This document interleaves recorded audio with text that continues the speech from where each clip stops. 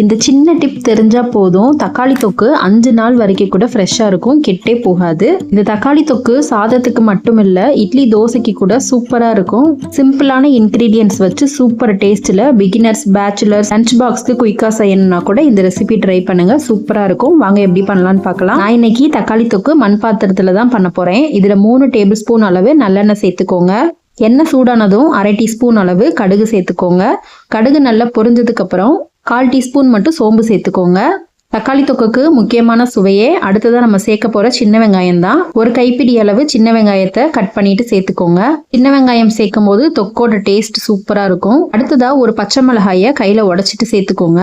இப்ப வெங்காயம், பச்சை மிளகாய நல்ல எண்ணெயில வதக்கி விட்டுக்கோங்க. ரொம்ப வதங்க வேண்டிய அவசியம் இல்ல. லேசா நிறம் மாறினதுக்கு அப்புறமா இது கூடவே தக்காளி பழம் 3 பழம் நல்ல பெரிய பழமா எடுத்து சேர்த்துக்கோங்க.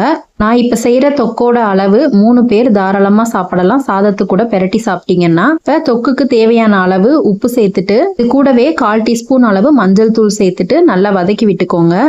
தக்காளி கூட உப்பு, மஞ்சள் தூள் சேர்த்து வதக்குறனால சீக்கிரமா மசிய வெந்து வந்துடும். தக்காளி நல்ல மசிய குலைவா வேகணும்.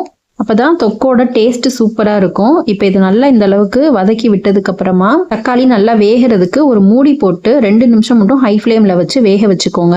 2 நிமிஷம் கழிச்சு ஓபன் பண்ணி பார்க்கலாம். இந்த அளவுக்கு தக்காளி நல்லா வெந்திருக்கு. கரண்டி வச்சு நல்லா கலந்து விட்டுட்டு லேசா மசிச்சு விட்டீங்கனாலே கரண்டியால நல்லா மசிஞ்சு வந்துடும் தக்காளி எல்லாம். சேர்த்திருந்த தக்காளி பழம் நல்லா குலைவா வெந்ததுக்கு அப்புறமா இப்ப மசால் பொருட்கள்லாம் சேர்த்துக்கலாம்.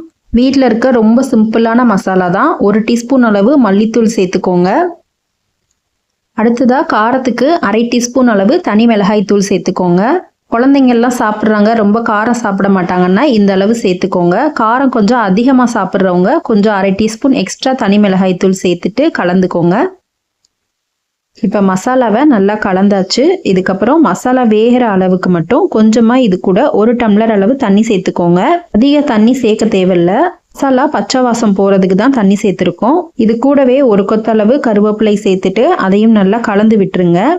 இப்போ ஸ்டவ்வை ஹை ஃப்ளேமில் வச்சு நல்லா கொதி வர விடுங்க. தண்ணியெல்லாம் வற்றி வரணும். லாஸ்ட்டாக ஒரு டிப்ஸ் சொல்கிறேன், மிஸ் பண்ணாதீங்க. மூடி போட்டு வேக வைக்காம ஓப்பன்லேயே வேக வைங்க. இந்த அளவுக்கு தண்ணி வத்திருக்கு இல்லையா, இந்த ஸ்டேஜில் 1 டேபிள் ஸ்பூன் அளவு நல்லெண்ணெய் சேர்த்துக்கோங்க. கடைசியில் இந்த டிப் செஞ்சீங்கன்னா தான் சீக்கிரத்திலே தொக்கு கெட்டு போகாமல் இருக்கும்.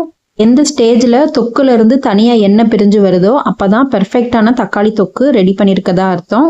இன்னும் ஒரு 2 மினிட்ஸ்க்கு நல்லா வதக்கிட்டு காமிக்கிறேன் எந்த மாதிரி இருக்குன்னு பாருங்க. தொக்கு ரொம்ப கொஞ்சமாக வத்தி வந்துடும். பாருங்க எப்படி சூப்பராக எண்ணெய் நல்லா பிரிஞ்சு வந்திருக்கு. இந்த மாதிரி நல்லா பிரிஞ்சு வந்ததுக்கு அப்புறம் ஸ்டவ் ஆஃப் பண்ணிருங்க. இப்போ தனியாக எடுத்து வச்சுட்டு கொத்தமல்லி இலைகள் ஃபைனலாக சேர்த்துட்டு கலந்து விட்டுக்கோங்க. தொக்கு 2-3 நாளைக்கு வச்சு சாப்பிடுவீங்கன்னா கொத்தமல்லி இலை லாஸ்ட்டாக சேர்க்காதீங்க. நான் இன்னைக்கு இந்த தொக்கு கூட சுட சுட சாதத்தை நல்லா கலந்து லஞ்சுக்கு ரெடி பண்ணியிருக்கேன். இந்த தொக்கு இட்லி தோசைக்கு கூட சூப்பராக இருக்கும். இந்த தக்காளி தொக்கு சாதத்துக்கு சைடிஷ் கூட தேவைப்படாது. சிம்பிளாக வடகம், அப்பளம் இல்லைன்னா ஆம்லேட் கூட வச்சு சாப்பிடலாம். சூப்பராக இருக்கும். ட்ரை பண்ணி பார்த்துட்டு எப்படி இருந்துச்சுன்னு கமெண்ட்ஸில் சொல்லுங்கள் ஃப்ரெண்ட்ஸ். வீடியோ பிடிச்சிருந்தா லைக் அண்ட் ஷேர் பண்ணிக்கோங்க. சேனலை சப்ஸ்கிரைப் பண்ண மறக்காதீங்க. தேங்க்யூ.